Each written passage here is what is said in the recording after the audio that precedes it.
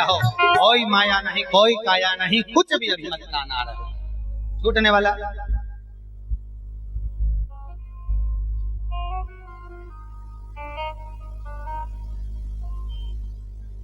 चले जाना है। जितना बच्चा है परमात्मा को लगा दो। बचपन खेल में खोया, जवानी नींद भर सोया, बुढ़ापा देख कर रोया, सिराने मौत हंसती, मृत्यु भी हंसेगी तुमको देखकर। पूरी जिंदगी कमाने में लगा रिया, आ गया बुढ़ापा, शरीर साथ नहीं दे दिया और पलंग पे पड़े हो, खटिया पे पड़े हो, कोई काम के नहीं रहे हो, फिर भूल रहा आएगा मेरा द्वापर में मेरा इष्ट, तेरी भुजाएं काट कर जाएगा। जिन भुजाओं का तुझे अभिमान आया है, तुम मुझसे कह रहा है युद्ध करने का, जिसने तुझे दिया तू उससे कह रहा है। होता है कर्मों का फल छुपा है क्या? अरे बोलो तो। भगवान कृष्ण के पिता वसुदेव जी महाराज को भी अपने कर्म का भोग भोगना पड़ा। लोग एक बेटे के मरने पर दुखी हो जाते हैं और उनके तो इतने पुत्र चले गए। कितने देखा जाए तो 8 ही का उनके पास में रहे। 7 पुत्र गए, 8वां भले जीवित रह गए, पर भोग तो भोगना पड़ा। कर्म का भोग क्यों भोगा? शिव महापुराण कह रही है, भोगने का एक कारण था।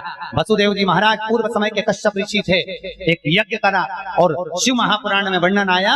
उस यज्ञ में ब्राह्मणों ने कहा जाओ गाय को लेकर आओ, गाय बांधना है। यज्ञ में बांधने के लिए गौ माता को लेने गए, वरुण के पास गए, वरुण से कहा गाय दे दो। वरुण कहने लगा गाय दे दूंगा, मना नहीं है, पर गाय के साथ में बछड़े भी लेकर जाओ, उसके बछिया भी लेकर जाओ। नहीं नहीं नहीं, हमें बछड़ा बछिया नहीं चाहिए, हमें तो गाय चाहिए।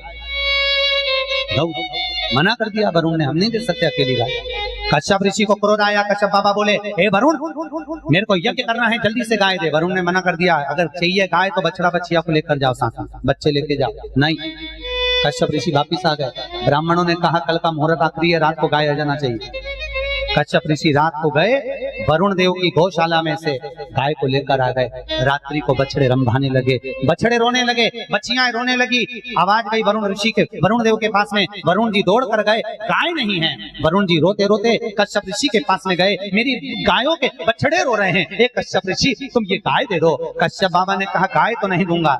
बहुत विनती करी वरुण देव ने कि बछड़े रख लो गाय के। नहीं, बछड़े भी नहीं रखूंगा, गाय दूं नहीं, बछड़े रखूं नहीं।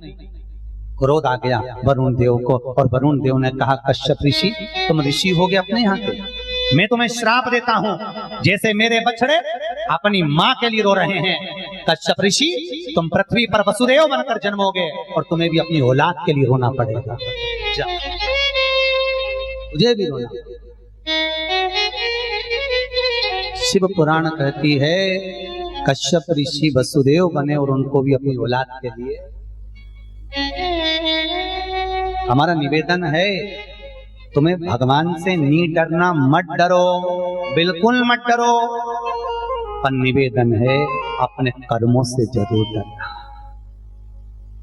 भगवान से मत डरो, हम किसी के बात की नहीं सुने, मत सुनो।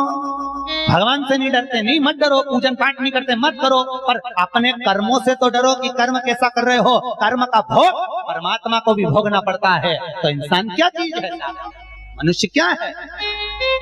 भोग तो परमात्मा भी भोगा है कर्मों का, तो मनुष्य क्या? इसलिए फिर निवेदन है, बड़ी मुश्किल से 84 लाख योनियां काटी है, तब जाकर ये मनुष्य देह मिली है। बड़ी मुश्किल से मिली है साहब, हाथ जोड़ जोड़ के दे गए।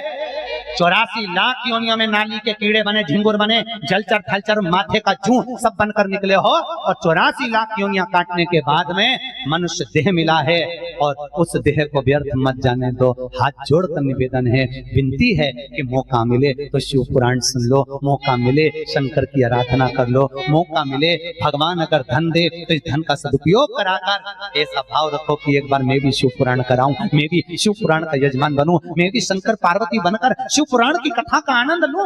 भगवान से प्रार्थना करो कि मनुष्य देह दिया, तूने धन दिया, सब कुछ दिया, आया हुआ काम कुछ नहीं रुका, तो हे शिव एक शिव पुराण में भी अपने जीवन का आनंद लेने के लिए करो, एक शिव पुराण का स्मरण में भी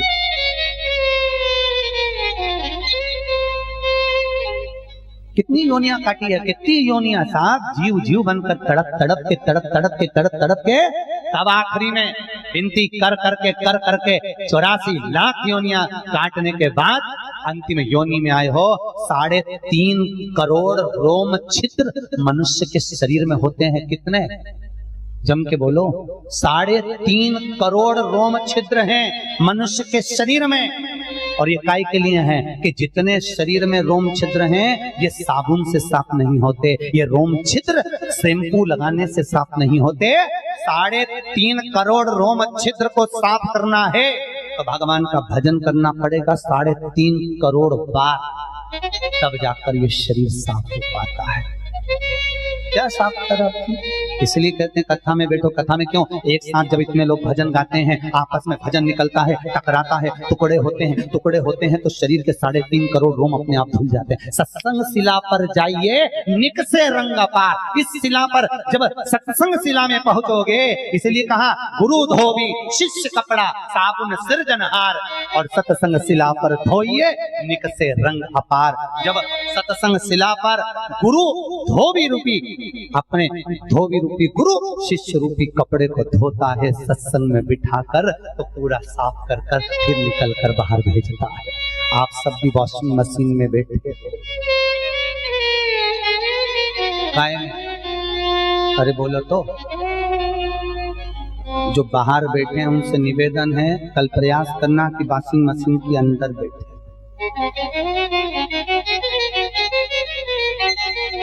थोड़ी जगह कम है हॉल में,